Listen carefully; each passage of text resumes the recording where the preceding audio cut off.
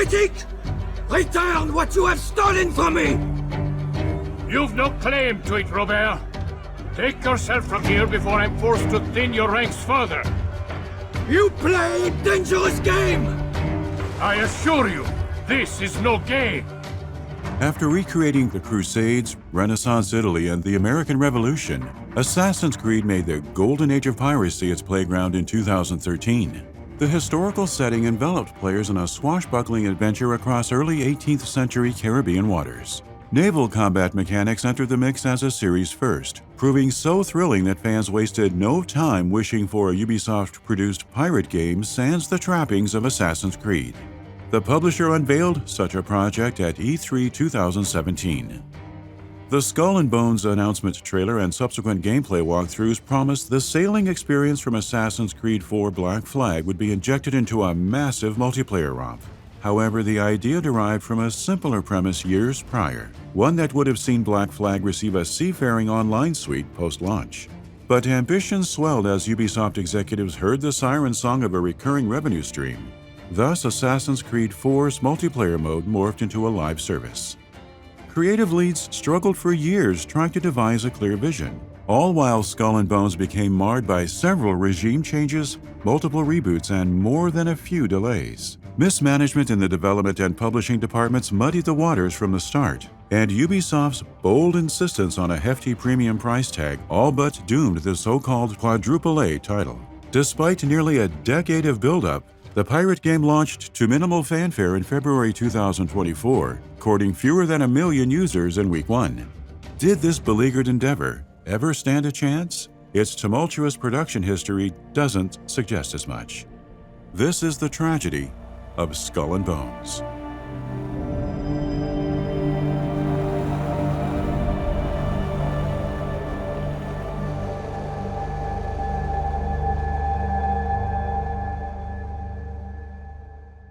This video was brought to you in part by Warhammer 40,000 Tacticus. Step into the eternal conflict of Warhammer 40,000 Tacticus, the ultimate turn-based strategy game in the Warhammer universe. Lead 70-plus champions from 17 powerful factions in lightning-fast tactical skirmishes. Master your strategy to conquer challenging campaigns, dominate PvP battles, and team up for epic guild raids. The adventure never stops. This December, celebrate Grotmas with the arrival of Red Gobbo, and discover new updates, factions, and events. Scan our QR code or click the link in the description to download Warhammer 40,000 Tacticus today.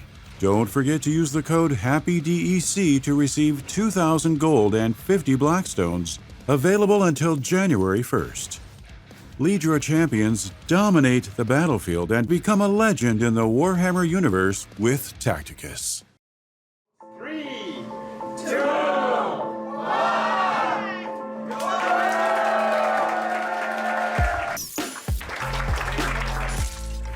Founded in 2008, Ubisoft Singapore spent years serving as a support studio for every major Assassin's Creed installment, minus the original. Its co-development duties on AC4 Black Flag notably included the design of naval-based gameplay, yet helming Ghost Recon Phantoms also primed the Singapore office for its most daring effort. The Tom Clancy-branded multiplayer game came and went fleetingly, launching in 2014 with an unsuccessful free-to-play model that only kept it afloat for 2 years. By the time Ubisoft shut down the Phantoms servers in December 2016, many Singapore staffers already had their hands full with what would become Skull and Bones. Shortly after completing its Black Flag tasks, Ubisoft Singapore started developing the naval combat-focused online expansion.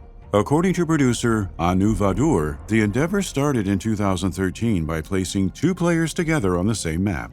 Work on building a multiplayer mode for the existing game lasted a short while, however. Anonymous sources who spoke with Kotaku in 2021 recalled how Singapore's sailing tech, as well as its then-fledgling Phantoms experience, convinced higher-ups the studio could quickly produce a live service using Black Flag assets. The beginnings of an Assassin's Creed 4 multiplayer suite consequently transformed into a separate MMO-like project with the codename Black Flag Infinite.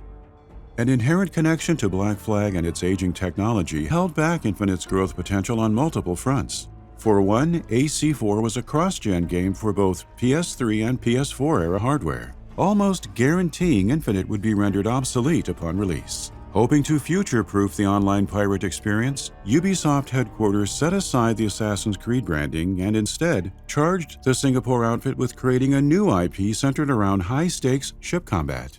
Skull and Bones, tentatively titled Project Liberté, spawned from this line of instruction, the chaos of mismanagement nipping at its heels.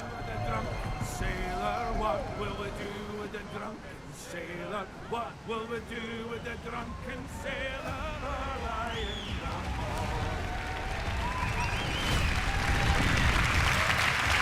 down? 120 days. That's how long the average pirate survived a lawless life on the seas during the Golden Age of Piracy.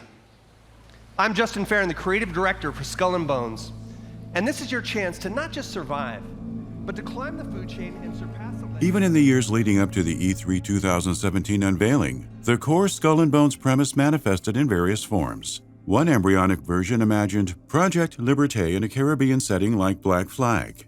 Another pre-production iteration reportedly took inspiration from strategy games Sid Meier's Pirates, and would have seen players explore Hyperborea, a fantasy world where branching multiplayer campaigns could last for weeks. The mythical pirate utopia Libertalia constituted the primary influence behind a third variation. Though all were explored to some extent, none of these ideas advanced beyond prototyping. Still, Ubisoft Singapore invested a significant amount of resources and time into each iteration as a result of constantly reworked concepts. The focus shifted around 2017 when Leeds decided a sessions-based shooter modeled after Rainbow Six Siege, but with boats, was the best bet. An Indian Ocean backdrop seemed optimal as well, considering the large ocean basin housed every major ecosystem and a wealth of trade resources. Plus, the ocean's proximity to Singapore provided the developers with a certain air of confidence that they'd be able to faithfully fashion a fantasy about how the region's pirates operated. Ubisoft showcased a glimpse of this vision during the Skull and Bones reveal at Microsoft's E3 2017 press conference. On top of the bombastic ship combat, initial details teased epic encounters against AI pirates and beasts lying in wait beneath the water. The promise of 5v5 player modes and ship customization centered around RPG-inspired boat classes also captured the public's attention. Justin Farron, the project's first creative director, touted improved wind mechanics as another major improvement over Black Flag, especially since the feature boasted offensive and defensive uses combined with standard navigational tools. Regardless of the compelling trailers and marketing speak, Skull and Bones couldn't escape comparisons to Rare's more stylized Sea of Thieves pirate sim. Ubisoft developers argued tone as the key differentiating factor. Sea of Thieves ran rampant with light-hearted fun, whereas Ubisoft's title prioritized a grittier approach informed by many pirates historically fleeing to the Indian Ocean after getting chased out of the Caribbean. Speaking with GamesIndustry.biz, the studio's director of product and service, Francois Loger, noted that Skull and Bone imagined those pirates entering new waters and fighting to reach the top of the food chain, thus evoking a mafia kind of story, separate from other pirate games. And thanks to the lessons learned from Ghost Recon Phantoms, community feedback was positioned as an integral part of pre- and post-launch development. As such, news about the Keepers of the Code program accompanied the Skull and Bones announcement, inviting users to playtest the game and influence its creation.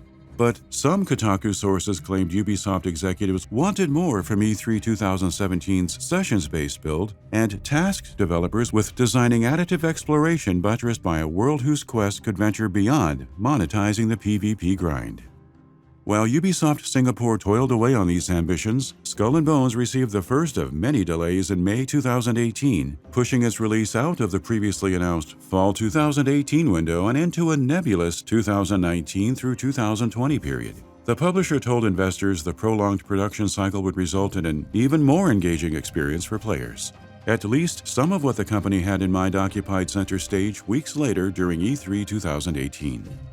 Skull and Bones returned to the trade show with a new PvPvE free roam mode called Hunting Grounds that resembled The Division's Dark Zones. A shared world mode, Hunting Grounds would let players work alone or with friends to harass merchant vessels, pillage trade routes, and engage in other disruptive activities. Ubisoft promoted it as complementary to the pre-existing PvP offering called Disputed Waters, And while both showed promise, developers later alleged that neither of Skull and Bones' E3 builds really existed beyond vertical slices.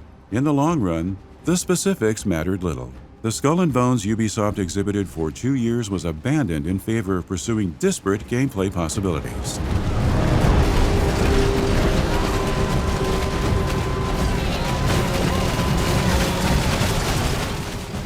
Constant regime changes counted among the many contributing factors to the project's lengthy stay in development hell. Assassin's Creed veteran Sebastian Puel helped shepherd Skull and Bones through its early days in an executive producer role. Reportedly, Puel's lack of multiplayer expertise motivated his exit. Justin Farron, another longtime Assassin's Creed producer, took over as creative director in 2016, fostering good ideas by many accounts, though they failed to align with what Ubisoft headquarters wanted.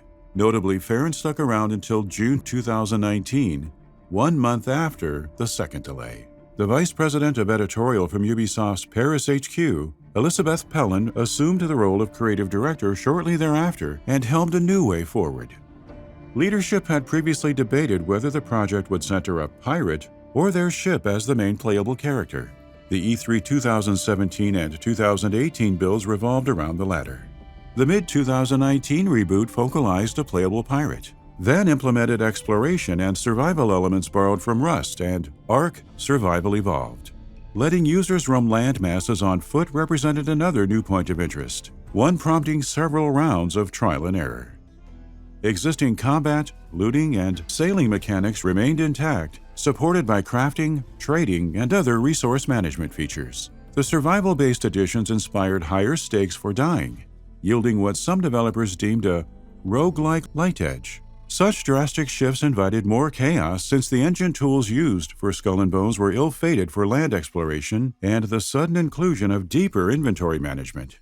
The crew sunk 6 to 12 months into sorting through the resulting issues, so it's no wonder Ubisoft's October 2019 earnings report confirmed a third delay. Officially, the publisher kept Skull and Bones out of the limelight for quite some time. But fresh details surfaced courtesy of reporting from Video Games Chronicle in July 2020. Development sources who spoke with VGC alleged the 2019 reboot had introduced a live game model featuring live storytelling elements. As a result, instead of the division's games as a service angle with its regular updates and unchanging game world, the reworked experience took cues from Fortnite, dropping players into a persistent world filled with characters, quests, and storylines whose changes depended on community behavior. Stopping short of corroborating the VGC story, Ubisoft Singapore's September 2020 blog post revealed that progress on a new vision had entered full swing. The message additionally explained Skull and Bones' many delays. As ambitions swelled, so too did the challenges accompanying them. The studio consequently spent several months in 2020 conceptualizing how to modernize the classic pirate fantasy, while also crafting an immersive adventure replete with memorable moments. Prolonging the development cycle seemed the optimal way to get at the heart of the conundrum. Ubisoft further facilitated production efforts at this juncture upon assigning satellite studios like those in Berlin, Chengdu, Kyiv, Paris, and the Philippines to assist the Singaporean outfit. A fourth delay followed in May 2021, pushing the release to an unspecified date between April 2022 and March 2023. Ubisoft Chief Financial Officer Frederic Duguay spoke highly of the project's creative direction in a financial call, then stated development had been advancing well for the past year. At the time of Kotaku's June 2021 report, sources claimed the direction was still evolving because the multiplayer title hadn't hit the mark. Some people in the know blamed the turbulence on a general lack of direction, exacerbated by too many leads taking charge while few were willing to make tough calls. For other developers, the issues stemmed from the project being rushed. Still, there were those who maintained the fault laid at the feet of Ubisoft's editorial division, which proved difficult to please. One ex-staffer alleged editorial would occasionally freak out and change everything, a recipe for disaster since directional shifts forced adjustments that affected everything from progression to the in-game economy. Culture clashes between the Assassin's Creed and Ghost Recon Phantoms teams compounded the situation, as did the revolving door of creative leads. Not only did the latter cause multiple reboots, leadership shakeups most often meant previously shelved ideas were relegated and sometimes cast aside once again. Wasting time thus became the name of the game. Therefore, developers occasionally either found themselves with nothing to do or stuck in a cycle of busy work while higher-ups contemplated the next course of action. Reportedly, a culture of fear adversely impacted Ubisoft Singapore throughout Skull and Bones' development as well, based on allegations of misconduct and workplace toxicity. Employees who spoke out claimed the publisher's efforts in 2020 to rid its ranks of bad actors accomplished little in terms of reforming the work environment. Difficulty retaining employees dogged the beleaguered multiplayer effort too, supposedly culminating in an unprecedented staff exodus, in which senior developers left in droves due to the constant fits and starts. The fraught production cycle naturally raised questions about why Ubisoft simply didn't pull the plug. A few developers believed a deal with the Singaporean government was what staved off cancellation, considering the country's Economic Development Board had granted the publisher subsidies in 2016 to foster AAA game development in the region. Skull and Bones seemingly benefited from a certain level of immunity, though nothing could save it from the downward spiral that ultimately plagued its market debut. Shut down this game! Frank! We're gonna die!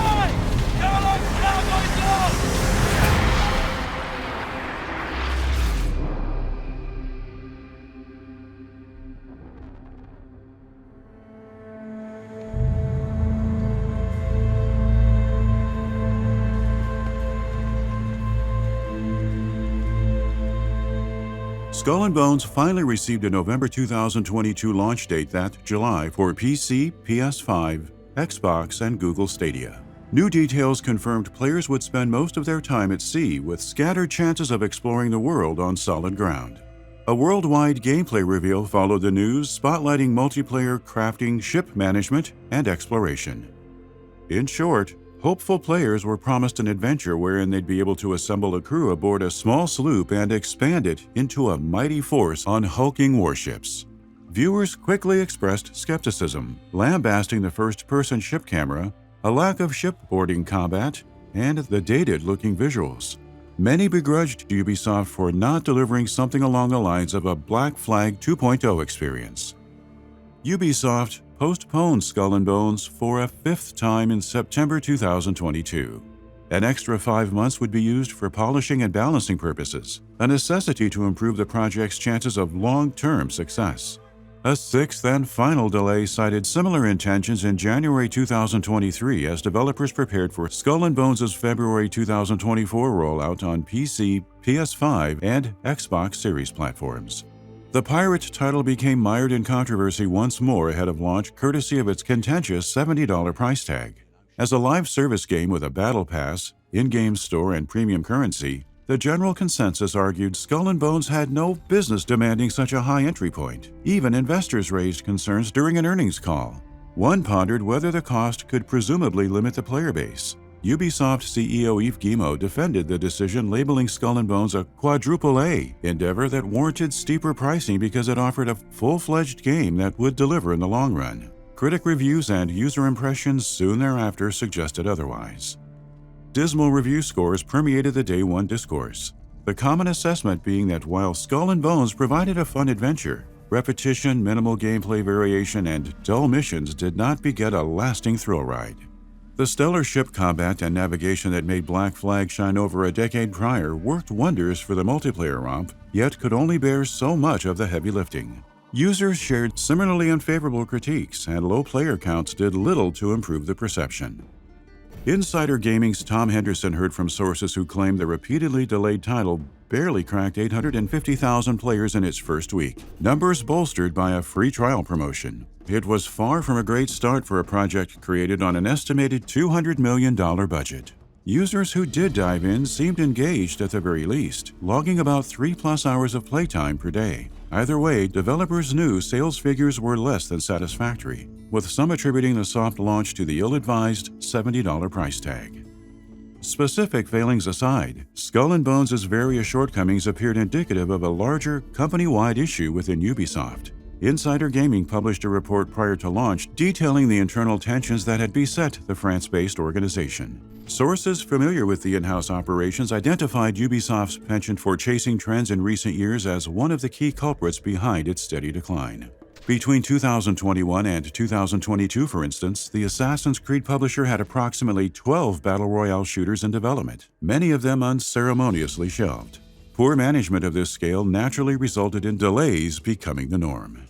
When paired with unclear creative directions and toxic work environments, it's no surprise the likes of Beyond Good and Evil 2 entered and remained trapped in development hell throughout Skull and Bones' prolonged stint. But Ubisoft's live service games have turned things around in the past, Rainbow Six Siege constituting the most famous example. Skull and Bones could someday enjoy a comparable surge, contingent on whichever way the wind blows for Ubisoft as a whole.